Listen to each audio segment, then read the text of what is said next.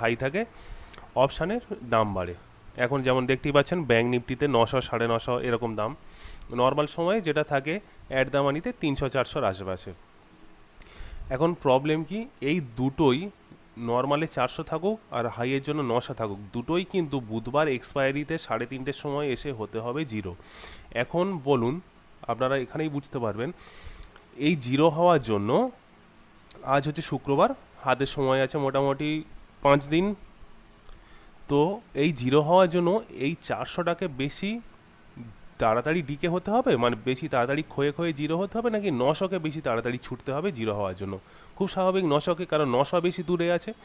তো আইভি যখন হাই থাকে তখন অপশানের দাম যেমন হাই থাকে তেমনি প্রিমিয়ামও খুব তাড়াতাড়ি ডিকে হয়।